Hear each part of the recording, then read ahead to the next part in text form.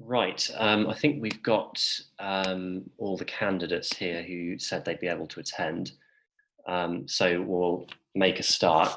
So welcome everyone. This is the London Green Party's officer elections hustings for 2020. Thank you all for joining. We have candidates here tonight from contested and non-contested, as in one person has stood positions. The way we're going to work it is that I'll give each candidate an opportunity to give a 1-minute opening statement, and then I will read out some questions that have been submitted in advance, and then I will open it up to questions from the floor.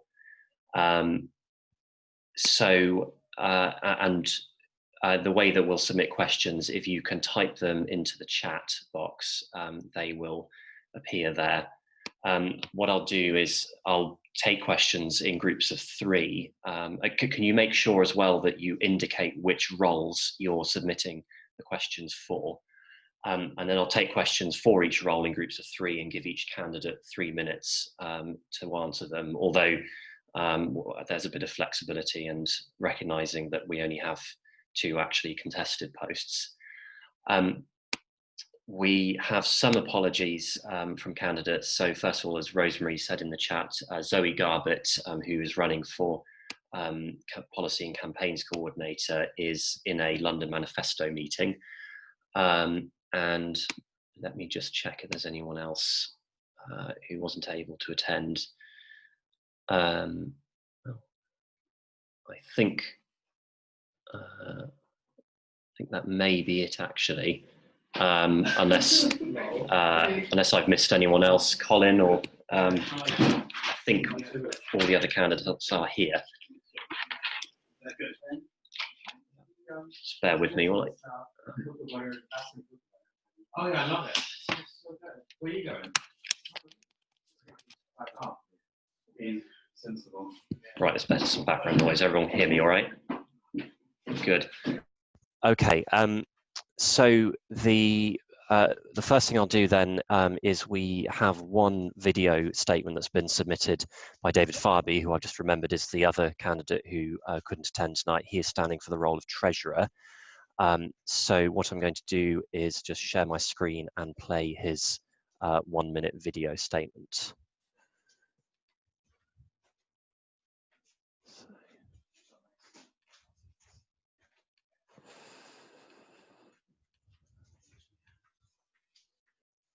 Right. Right, has that come up? No, okay.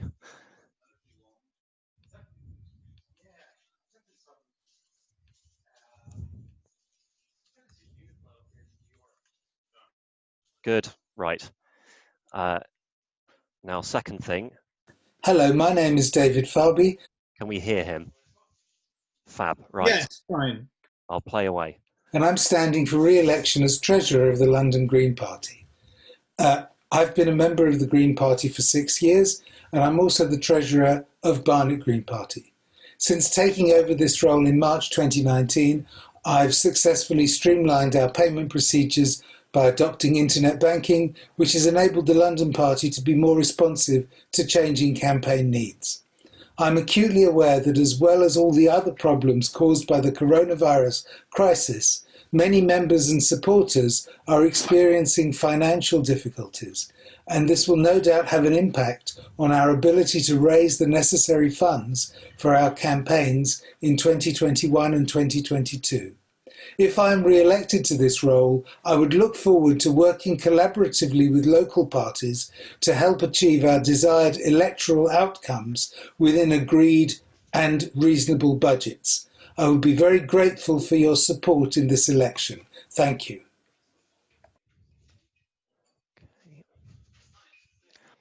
Okay, so that was David Farby standing for Treasurer.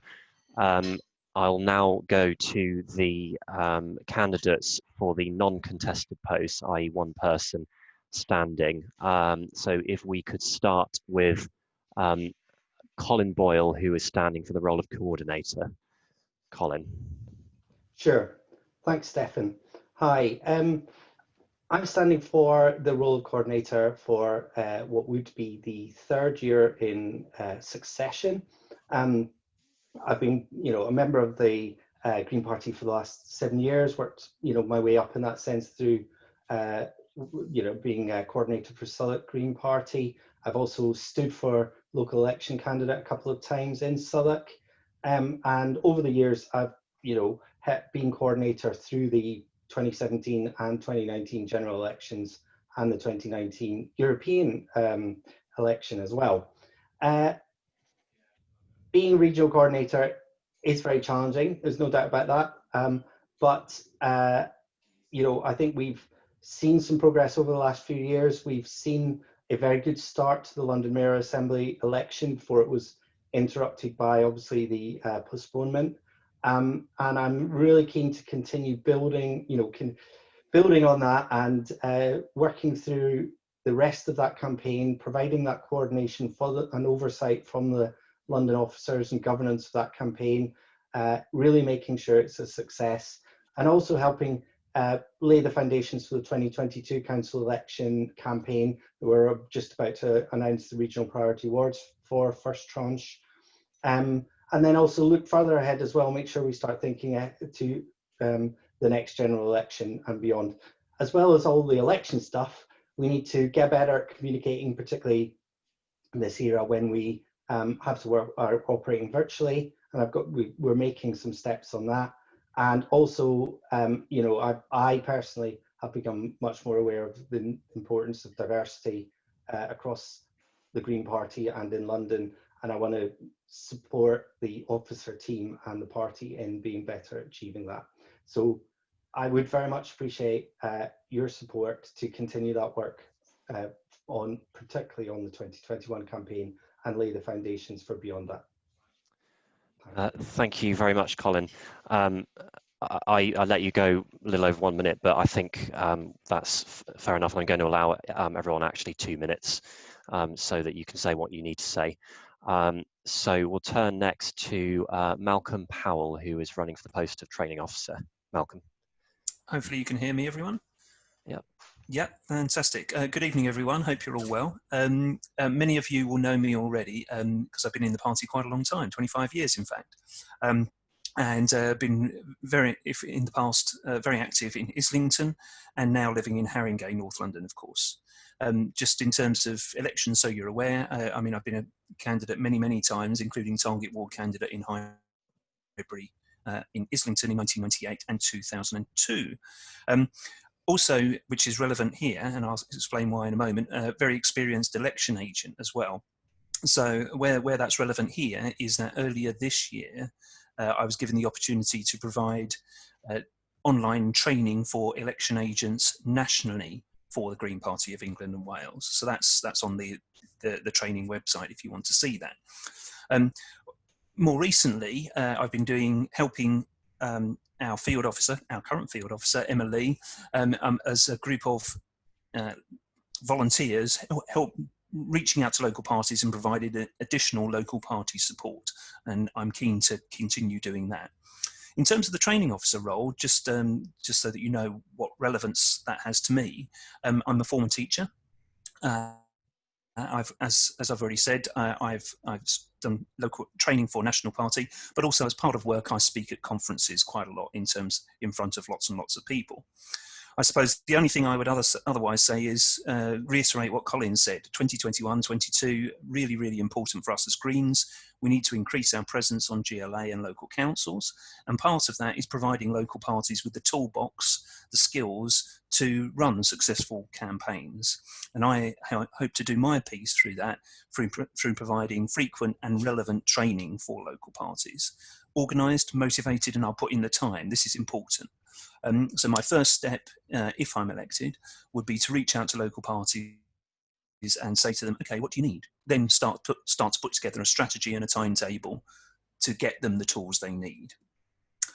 Please vote for me as your training officer. Thanks, Stefan.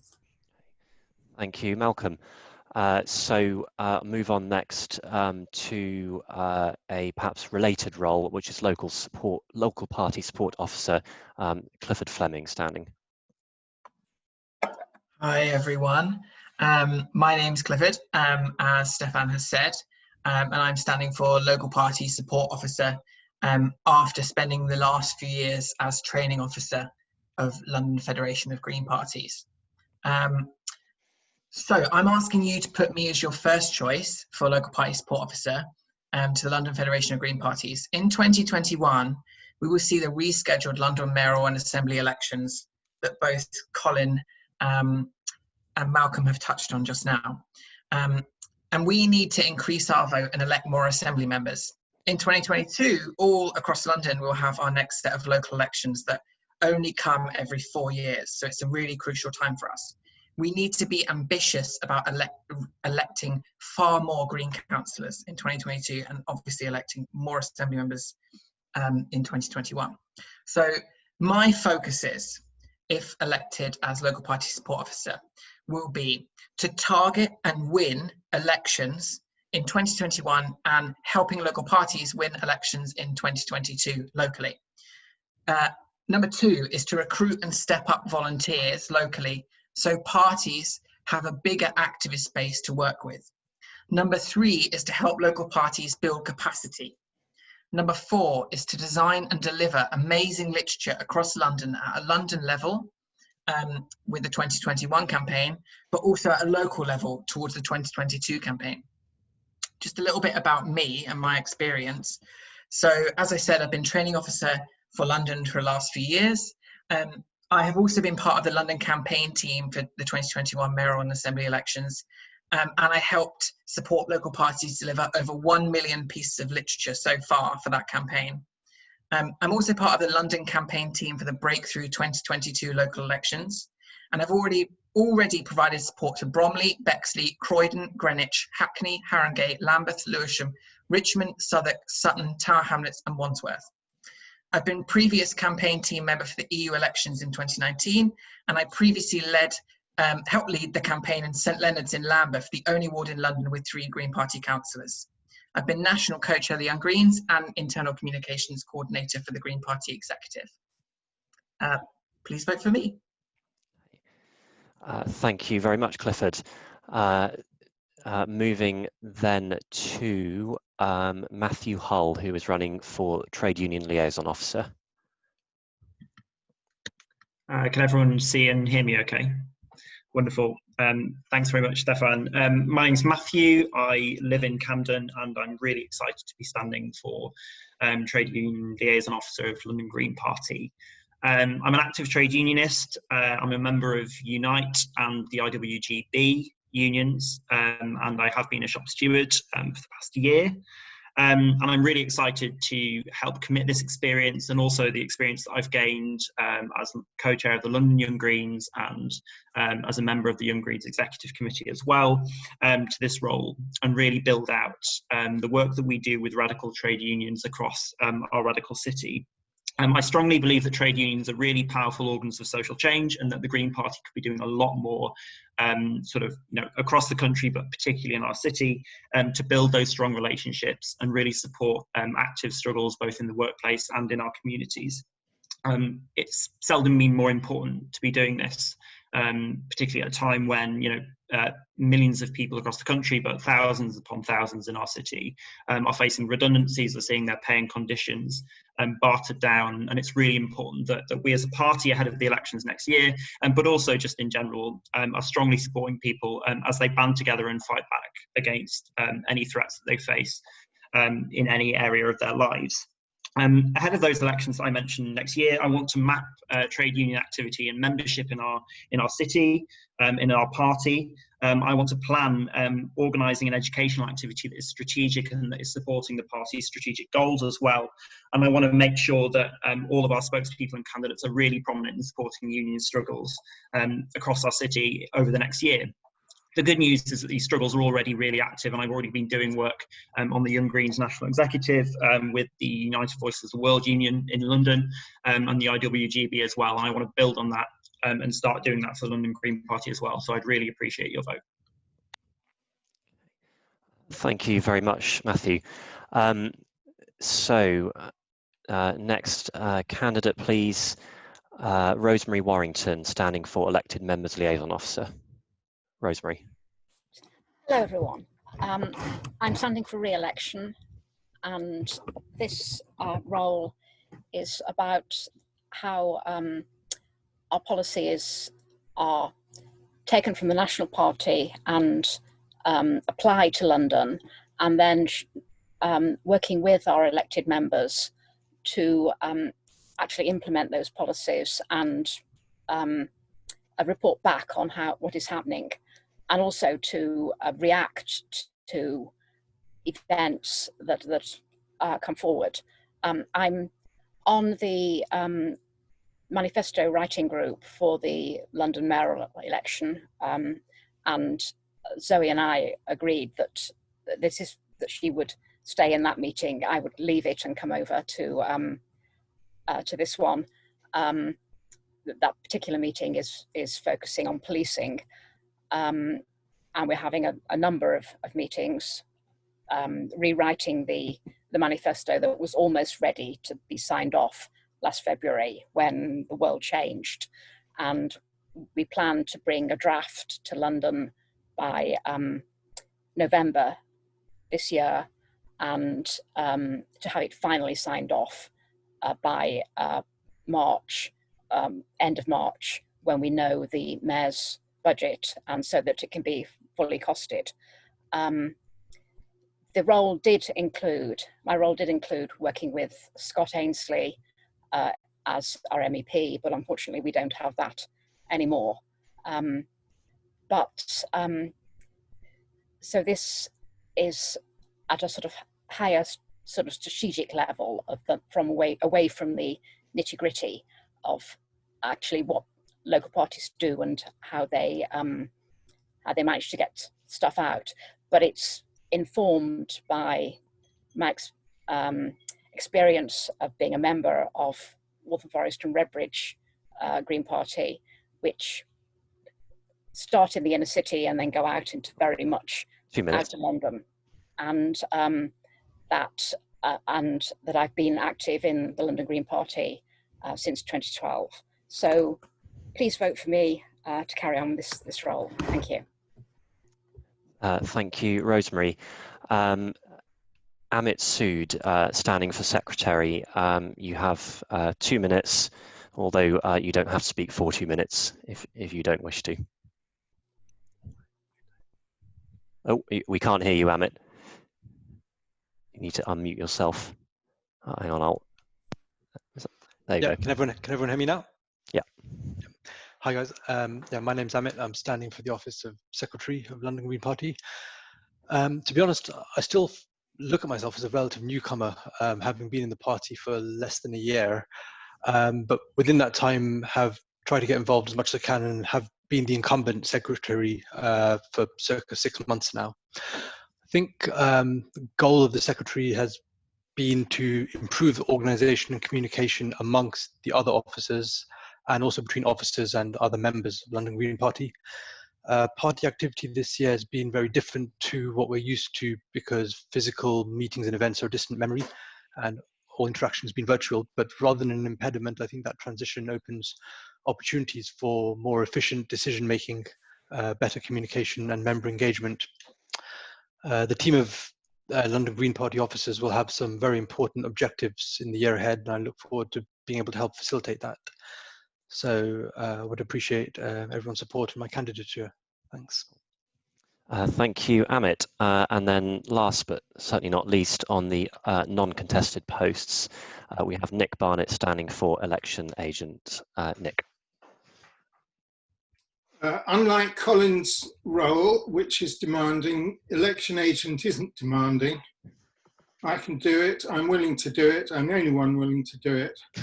So that's all I need to say.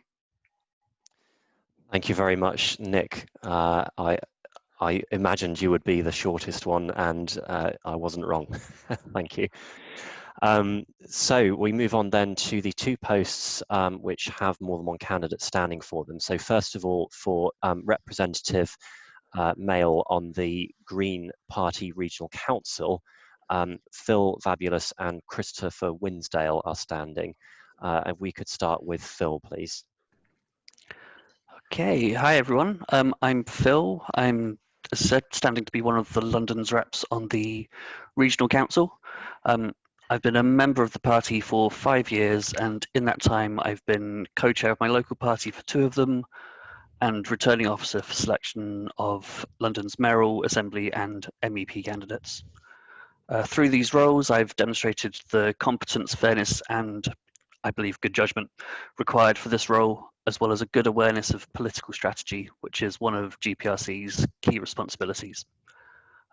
I'm a regular attendee of Mayor's Question Time and People's Question Time, so I get a good overview and knowledge of issues facing Londoners throughout each of the 32 boroughs. And if elected, then I plan to get to at least one of each of the local parties' meetings in the first year. Firstly, so that I can hear their views and their needs, so what support they'll need from national for the 2021 and 2022 elections, but also because I'm hoping that the holistic review will be passed within the next, hopefully, year or 2, and that will mean a restructured and larger council, and so I hope to find a diverse set of candidates that will stand for the 12 positions that could be eligible for London candidates within that when that gets passed. I want to pay a massive thank you to Peter for his last 6 years as our GPRC rep. I'm sorry his term limit's up, but I hope that you'll vote for me so that I can continue his good work. Thanks. Thank you, Phil, and then we'll move on to Christopher, who's also standing for GPRC rep. Oh, Christopher, I'll unmute you. There we go. Good evening, everybody. My name is Chris Winsdale. I'm relatively new to the party, having joined about a year ago. Since then, I've been to the Green Party Autumn Conference in 2019. I've attended London Green Party monthly meetings, Lewisham Green Party meetings, and I've helped Sharar Ali draft a motion on internal accountability, which was subsequently adopted. This role requires someone who is organised, articulate, discreet, empathetic, and not least able to attend GPRC and regional meetings. I believe I satisfy those criteria. My organisational skills were developed at Oxford University Press, where I worked as a group administrator for 9 editors and 15 authors.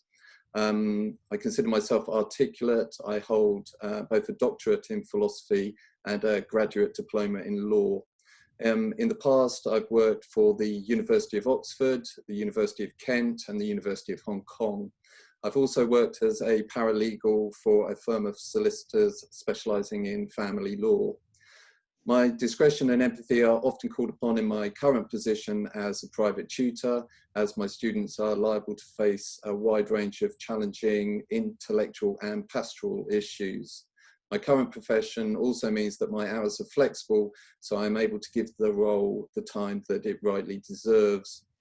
I want to work for the Green Party because I believe that the environment is the single most important political issue that we face in our lifetimes, and the Green Party is the only political party which has dedicated itself to solving it. I would welcome every vote for the position. Thank you very much. Thank you, Chris. So we'll then move on to the 2 candidates who are standing for representative on the Green Party Disciplinary Committee. Those are Vivian Lichtenstein and Andrew Dennis. And so if we can start with Vivian, please.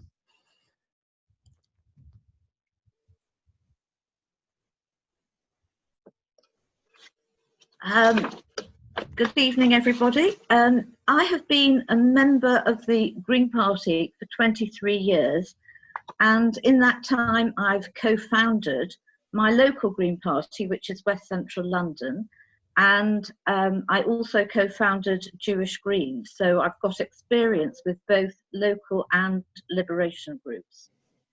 I've worked with a variety of members and staff, and have needed to get to the bottom of an issue. So I'm familiar with how the party actually works and where the issues might arise. I've also been a candidate in both general and local elections. In my nearly 40 years campaigning on Israeli and Palestinian peace and human rights issues, including with Palestinians, I've negotiated and facilitated many joint statements. This activity has given me the ability to distinguish real anti-Semitism from false accusations, and will also help, I think, regarding other forms of racism and discrimination.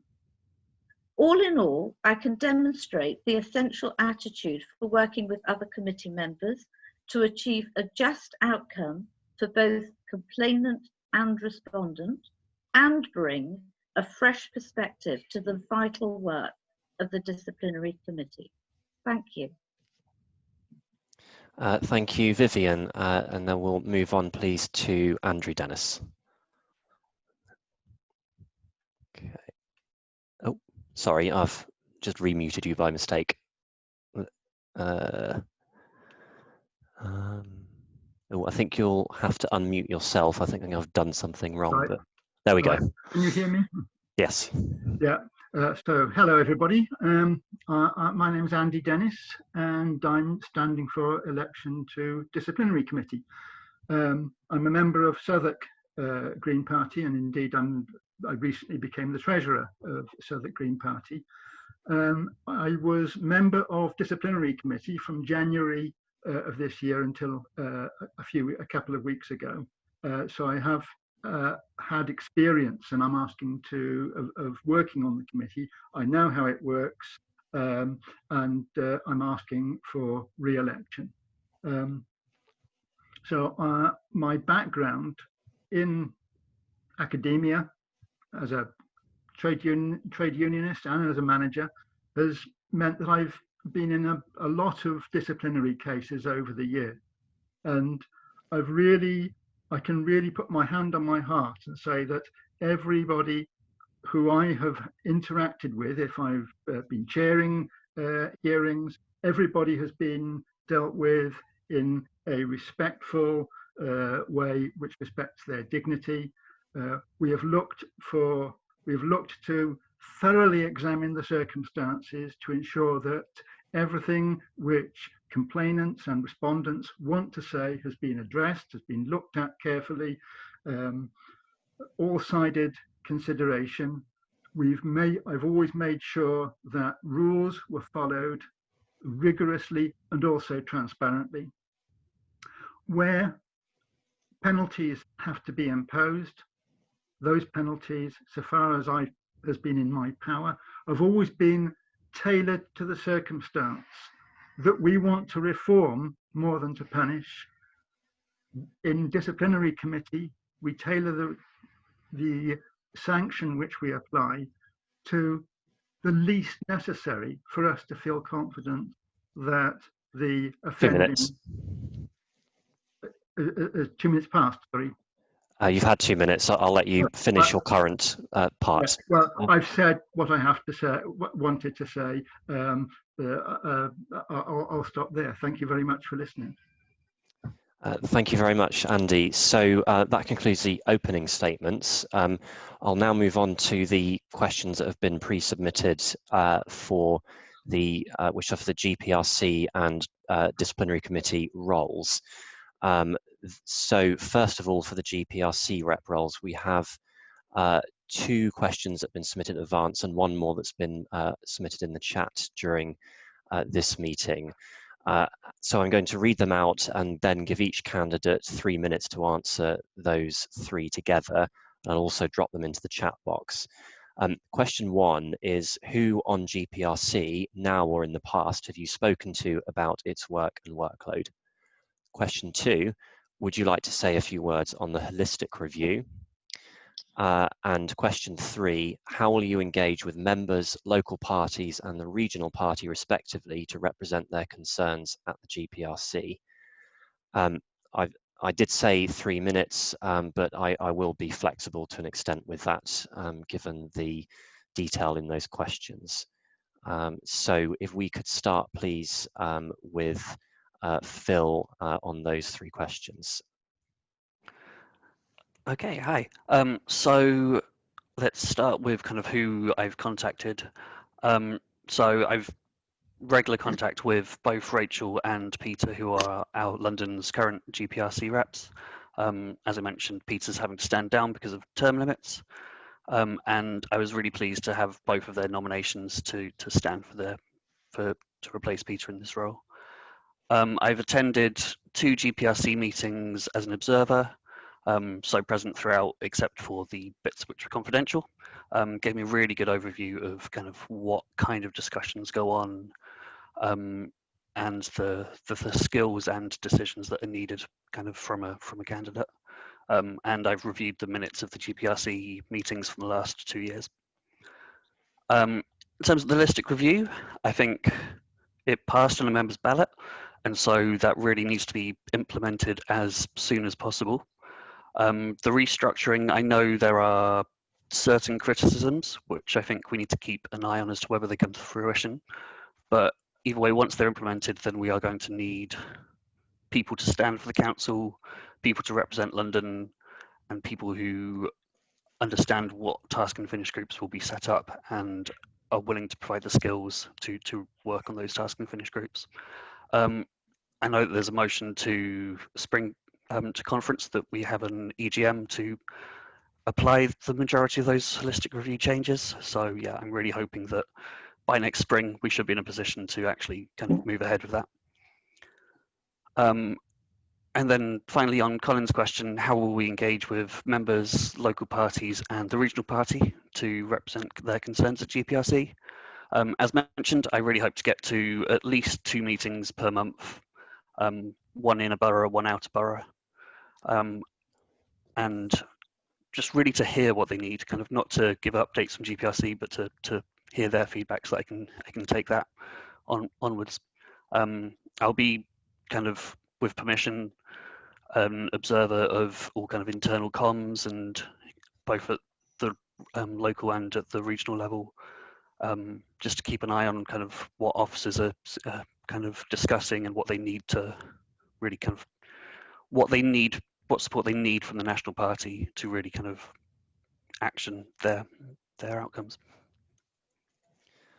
Okay, thank you, Phil. So same questions again for Chris, and I've put them there in the chat box, but I can remind you as well if you need them. No, that's okay. I'll do my best to address the questions. From memory. Firstly, I've only been a member of the Green Party for a year, and unfortunately I haven't had the advantage of attending that many meetings in person due to the coronavirus pandemic. So that hasn't helped. What I will say is I've spoken at length to Sharar Ali about this particular post. He has outlined the necessity of discretion in particular, since the issues that may arise can be of a sensitive nature. The importance of being an active listener, not just waiting for people to come to you, but to seek out opinions. As mentioned before, my hours with my current work are very flexible, so I hope to be able to get to the great majority of, if not all of the meetings that are required of me. The holistic review is not an issue that I'm familiar with yet. However, I could come up to speed on that, I feel, in a short period of time. I understand that it involves changes to the structure of the Green Party, but again, because I've only been a member for a year, I'm not very well appraised as to the significance of the changes that are being suggested. Other than that, I would just like to say that whatever I lack in terms of experience, I hope to make up for in terms of my enthusiasm and energy and the time that I can devote to the role. And I hope that being a new member is something that in those terms can stand in my favour rather than something that I need to conceal. Thanks very much. Thank you very much, Chris. So moving on now to the disciplinary committee rep role, 3 submitted questions, again 3 minutes to deal with those together. First question is, why is disciplinary committee in such difficulty at the moment? Second, should there be a separate disciplinary procedure for social media offences? And third, do you think the party's complaints and disciplinary mechanisms are okay or need tweaking or need overhauling? So I'll just drop those now into the chat box so everyone can see them. Yep.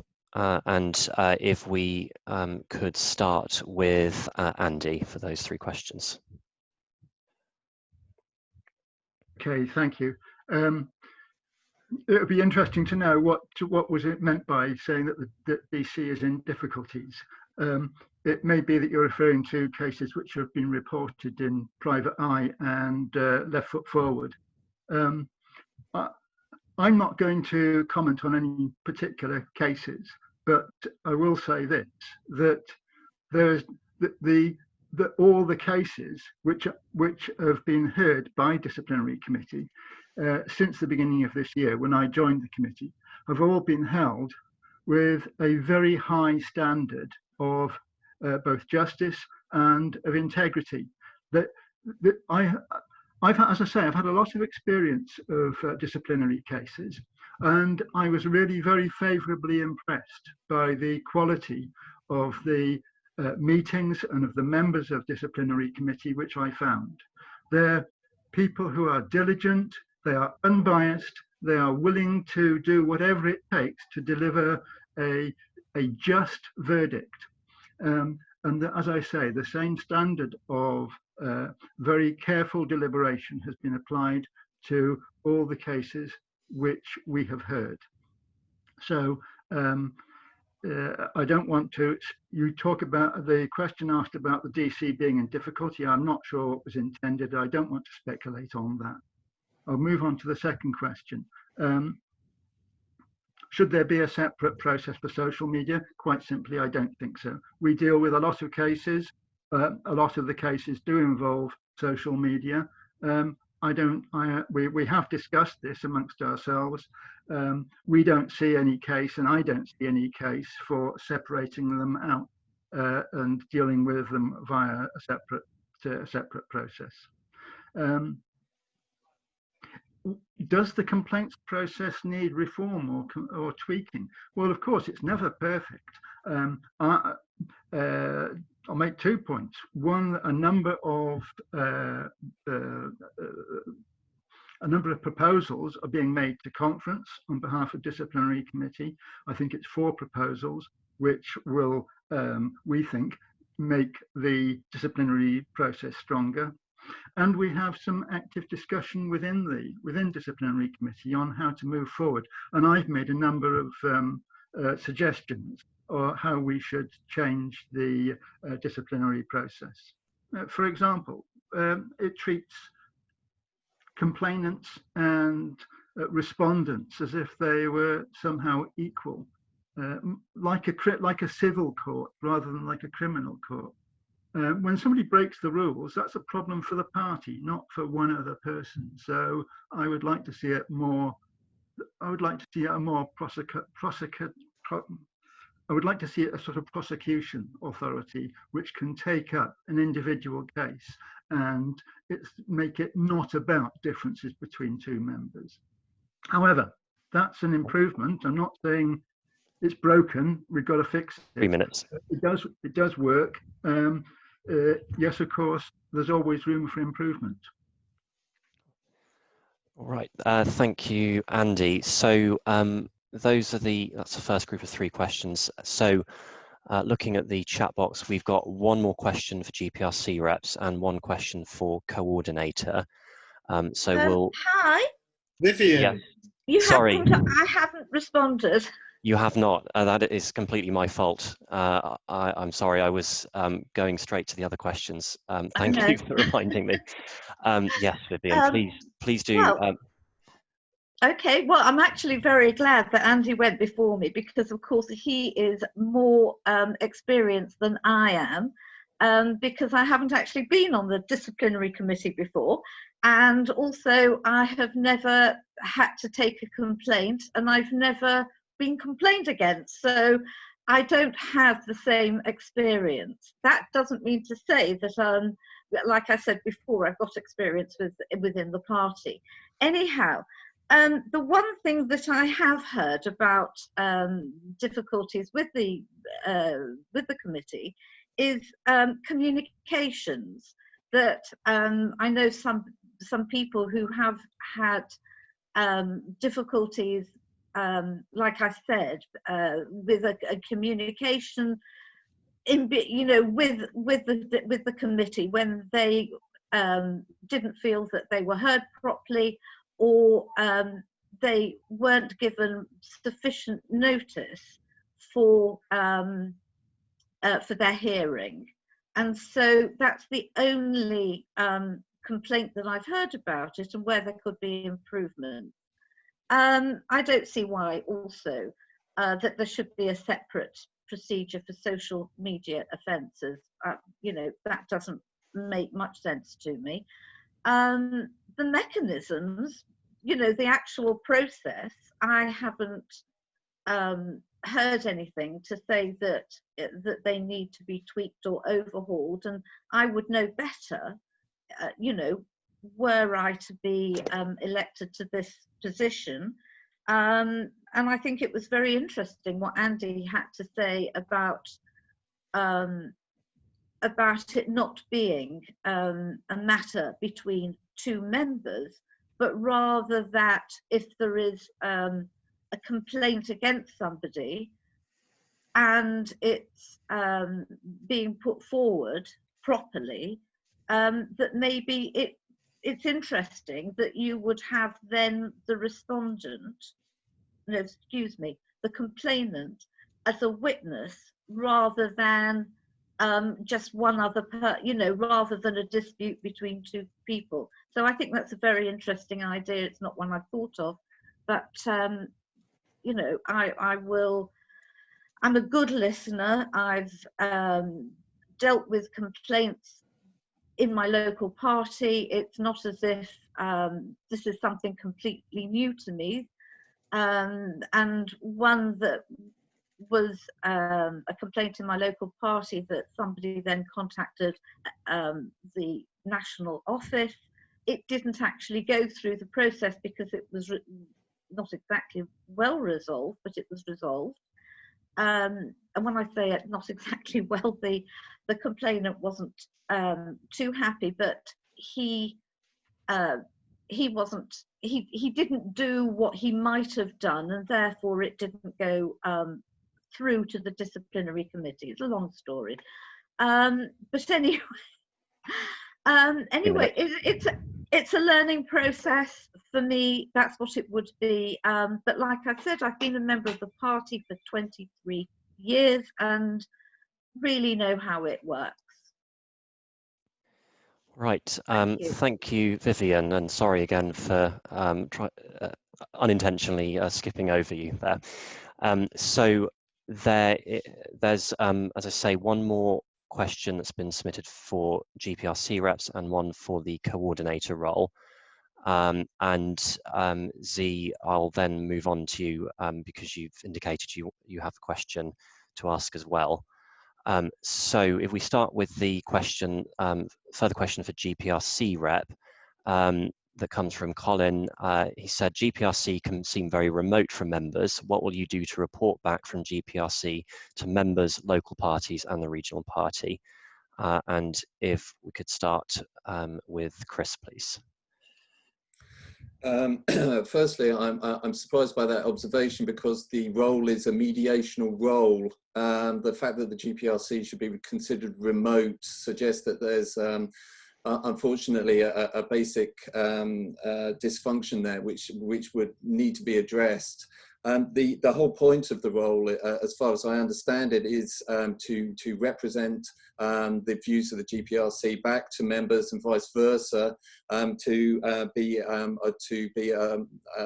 mediator between those two, and so I would look to find out what might be going wrong in that particular area.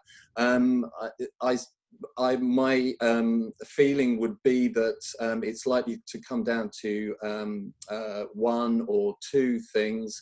The first one is just a simple lack of time, which may be causing an issue, a failure to attend meetings. That simply cannot happen with this role. You need to show up. If you don't show up, then of course a feeling of remoteness is going to occur. As mentioned, if I was to be given this role, I could attend the great majority, if not all of the meetings, and I would hold myself to do so. The other thing that may be going wrong here is a simple issue of organisation, of recording opinions, making sure that they are represented, making sure that they're recorded and properly disseminated amongst members.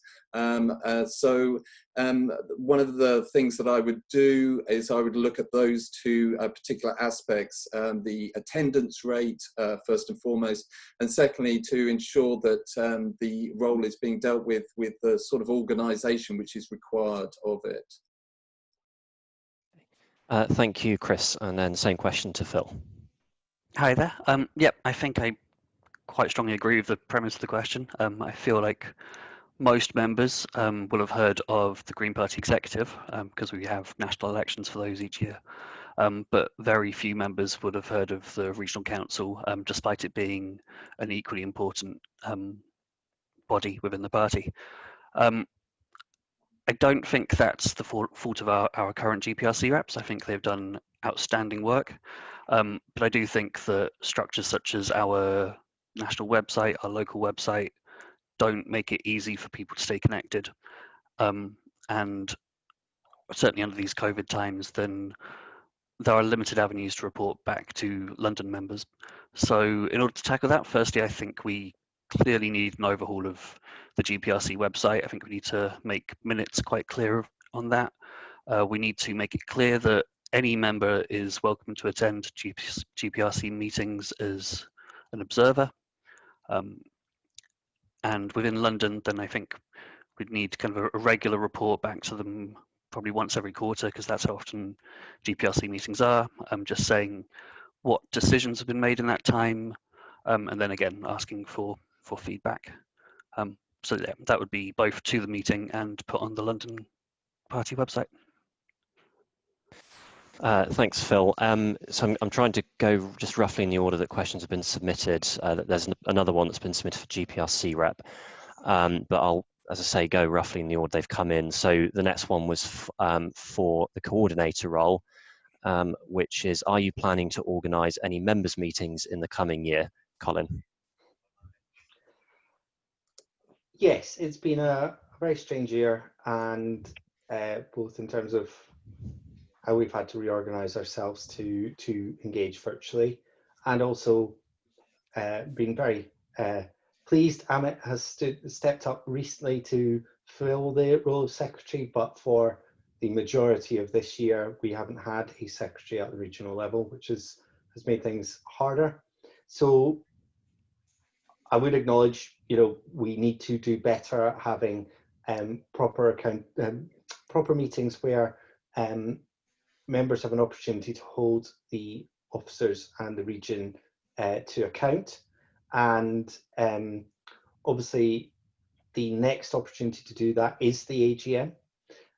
But we will make sure that in accordance with the Constitution, at least quarterly, we will have formal members' meetings where you can bring motions, where we will present reports from the officers and elected members as well, because it's important that members are able to do that due diligence, opportunity to question them and understand how they are representing the Green Party as well. So yes, yeah, that is very definitely something I will work with the, if elected, with the Secretary to ensure we get better at compliance around that and give all members and local parties that opportunity. Thank you very much, Colin. So the next question, Z, you had a question. So if you could let us know which role your question relates to, please, and what the question is. My question is going to everybody, and I'll explain, if you want me to explain why it's going to everybody, I'm happy to do so, but I actually want to hear everybody's response to this. So my question is, and people may not be aware, that all 3 diversity positions, there was not a single nomination for the following year. And my question is, firstly, why do you think that may have been? 2, how are you going to, in your roles, how are you going to maybe push for those roles to be filled? And thirdly, how are you going to represent those areas of diversity? Right. So thank you, Z. What I will do is, as you've indicated, you want to put this to every candidate. I'll give each candidate, if they wish, 1 minute to answer that. I say 1 minute because obviously we're going through potentially all the candidates, and I'm aware of time. So if, and before I move on, I'll just clarify for anyone present that I think there are 3 diversity-related posts under the current constitution. Those are Diversity Officer, BME Officer, and Disability Officer. And Z has correctly identified that there have been no nominations this year for any of those posts. Just working through the people in attendance. I'm going to actually just follow the order that people are on my screen to get as close to randomness as I can. And the first one of those is Chris. If you'd like to say anything, 1 minute.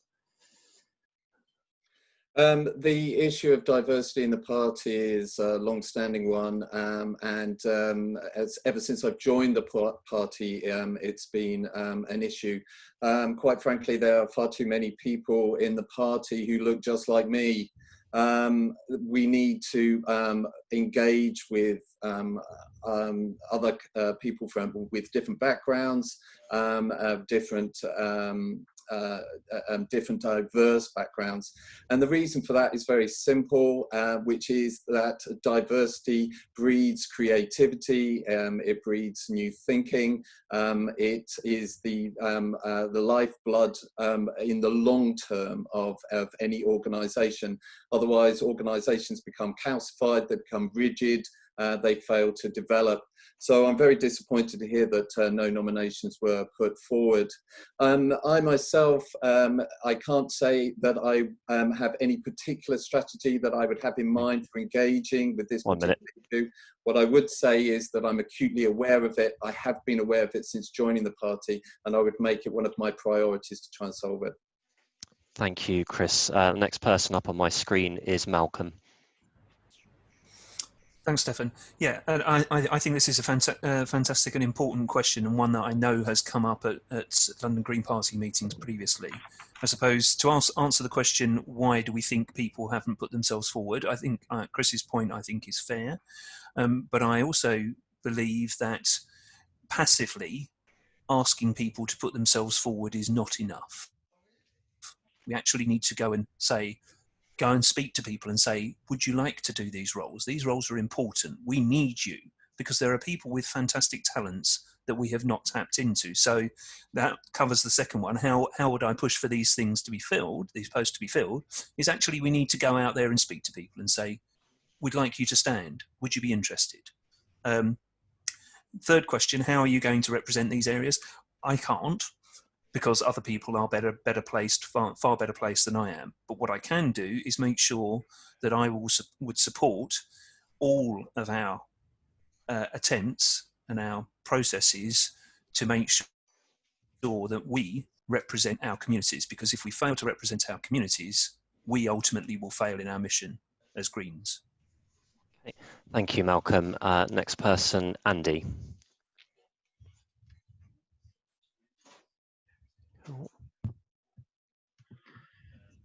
Yeah, so clearly it's a very important question. However, as candidate for disciplinary committee, I have got no role in that, so there's not much that I can say. As an officer of Southwark Green Party, that is something which interests me, and I would propose to discuss that issue with my fellow officers at the earliest opportunity, but there's not much that I can say about that now. Thank you, Andy. And then Vivian, next person.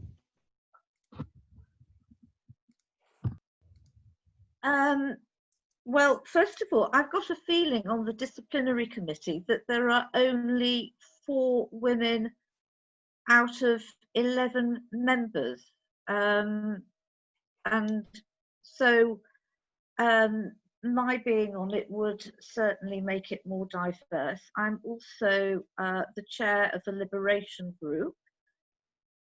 And the thing that I would do is, and I disagree with Andy here, I would actually go to Greens of Colour and make a plea to Greens of Colour. And yes, I know it's not just GOC, there are other diverse groups, but I would, plug more positively the different roles in the party, be they local party roles, regional party roles, and being members of things like GPRC and the disciplinary committee and other committees that we're going to be voting on at conference. Thank you. Thank you, Vivian. Next person, Amit.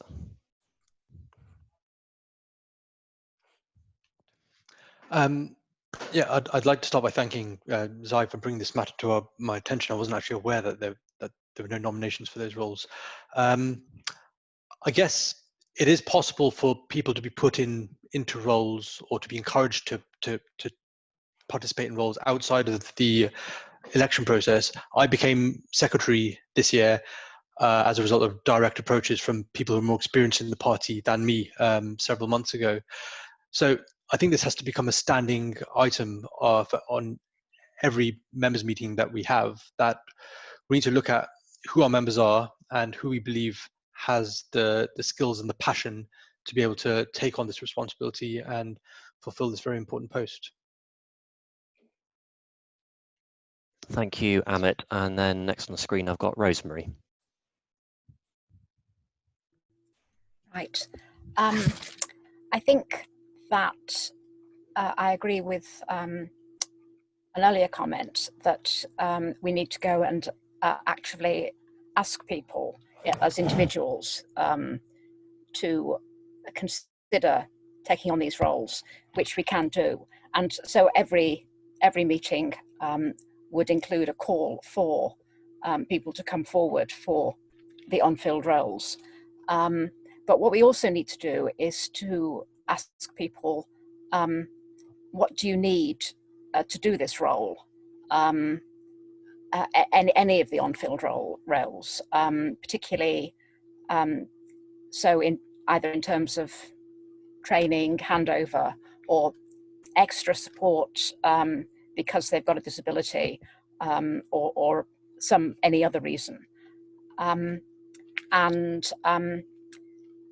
As part of the manifesto writing process, there is going to be a session on disability, and that we plan to do a call to everyone in London, particularly people who have a disability, to attend that Zoom meeting, and we can certainly ask them then draw their attention to this this vacant role.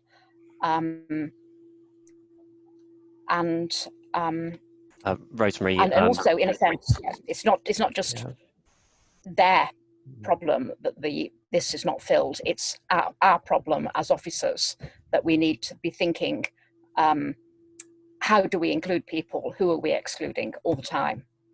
Thank you. Thank you. Sorry to rush you along. I'm just conscious we're at 8 o'clock, but I will go to the rest of the candidates. Nick Barnett's next on my screen. If you wish to say anything, you have 1 minute.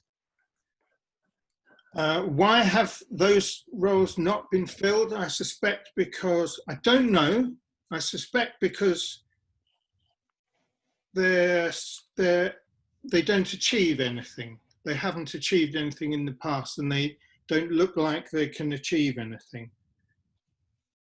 What would I do in my role as election agent? Nothing. What would I like to see happen, though? I think we need to change our diversity balancing regulations. Okay. Thank you, Nick. Then next on my screen, Colin. Sure. Obviously, a lot of good stuff there. And I have to say, I was definitely disappointed when I saw that we'd gone backwards on where we were last year in terms of applicants for these roles. So I would want to bring together all the good points that have already been made, as coordinator, to try and pull that into a plan of action. Other things, though, I would specifically suggest adding. I would want to talk anyway to all the officers that are not continuing, and then specifically Zaya yourself around what you've observed and what you think we can do better. I think also just we have got a very diverse group of candidates, which for the assembly, for them in particular, and it would be good to use them more to, I think, help try and engage and get more people on board in the officers group. I think also just, the kind of final point would be, we always struggle to get nominations full stop for officers. I think we really need to maybe, over the course of this year, take another look at how we can make what is currently a very passive process for getting people to nominate themselves for all the roles, and it's very especially for these roles, into a much more active and effective process for the next round in a year's time. Thank you, Colin. And next, Clifford. Thanks, Si, for your question. This is a perennial issue across the Green Party, diversity. It's an important issue, and we need to tackle it on a kind of national level as well as a London level. So I don't think it's just a London problem. We need to be working with our liberation groups. So Green Party Disability Group, for example, Greens of Colour, LGBTIQ plus Greens, Green Party Women, other liberation groups that exist. Absolutely essential we hear from the voices of those that have lived experience. I won't speculate, as somebody that doesn't have lived experience of a disability and am white, I won't speculate why certain individuals didn't put themselves forward, but I'd be very willing to work with the liberation groups and others listening to their experiences of what we can do to make London Green Party more accessible. Great, thank you, Clifford. And then Phil. Okay, hi. Yep, hugely important, and I'm actually considering bringing a motion to London Green Party on this because I feel it's gone on for too many years now that we don't have enough candidates in full stop, but we specifically don't have enough candidates who are women, BME, particularly black people, and members of any of the other liberty groups that we have. So I think what that needs to do is really put in a mandate, a requirement for existing officers to play an active role in seeking other people out and asking them to stand. That's what I hope to do within my GPRC role, as I said, by visiting local parties, because with the holistic review, we will have 2 London representatives and up to 10 nationally elected representatives. And by finding really key members and activists from all of the local parties and asking them to stand, I really think we can get a much more diverse group of people put forward. But I think it's clearly not just the BME diversity and disability reps that we need on, on the London Commission. We need those people to stand for all positions on the committee. Yeah. Thank you very much, Phil. And then the last person to address the question, Matthew Hull, please. Yeah, I mean, a lot has been said on this, a lot of good stuff has been said on this, so I won't go on too long. I think on the first question of why there've been no nominations, I can't know for sure. I suspect that in addition to what's already been said, like there's an element of frustration, a feeling that, you know, people have occupied these positions before and they might have been, you know, slamming their head against a brick wall. Metaphorically at least, while in those positions, I often get the sense in the party that the same people are often relied upon to fill those positions, and it's an immense amount of labour to expect from a small group of people. But I also, I guess what I try and emphasise is that we need to address the sort of, I guess, yeah, these like structural and behavioural problems which might have sort of led to this situation and lead it to sort of continue. So in terms of like what we can do about it, I'd be keen to investigate like why we failed so badly and where possible to like bring in sort of external assistance in doing that, and to sort of make the London Green Party radically accountable to the communities that, you know, that we want to represent, but too often sort of marginalised within our own spaces as well. In terms of what I can do, you know, I'm a straight white man. I claim no authority on this. I think what I can do as Tulo specifically is help build strong organic links between the London Green Party and those communities that we've been talking about. In particular, I want to work with renters unions and radical community campaigns like Latin Elephant. And similar campaigns to really sort of amplify the voices that we don't hear often enough in our party. Thank you very much. So I think I've now given each candidate an opportunity to address that point. So thank you, Zai, again for the question. So we have one question left. Before I address it, there was one member raised perhaps a point of information for you, Andy, which I've informed you about. And the question was, I think you said you've been a member since January or February, and how has that come to pass? Yes, the provision in the standing orders is that each region elects a representative, but that if there's a vacancy, if a region fails to do so, then that vacancy can be filled by GPEX. And in fact, I was appointed by GPEX under that rule to represent the North East region. They've now decided just very recently to appoint somebody else who actually is a member of the North East region, which seems very sensible. So for the moment, I'm not a member of the Disciplinary Committee. Thank you for that, Andy. So we'll move then to the last question been submitted. It's for the GPRC reps. And that is, how do you respond to the resignation this week of London's female rep on the GPRC? That was Rachel Collinson, I believe. Phil, if I could direct that to you first. Yeah, I'm clearly quite disappointed. I'm good friends with Rachel and I kind of was really looking forward to working with her, but I think London desperately needs 2 representatives on GPRC. The previous time that it was vacant for at least a year, I believe. And so I'm hoping I can persuade Stefan, who's doing a top-notch job of EROing this one, to run another election as soon as possible so that we can get someone to stand for GPRC female representative. And I know some people I'm going to ask to stand. And if elected to GPRC rep, I will contact all of the other local parties and ask them to really kind of emphasise how important that is to ask them to find really great people to represent London as well. Thank you, Phil, and same to Chris. I must confess I had no idea that Rachel had resigned. I'm obviously clearly sorry to hear that. Unfortunately, I can't comment on it until I know the circumstances under which she resigned.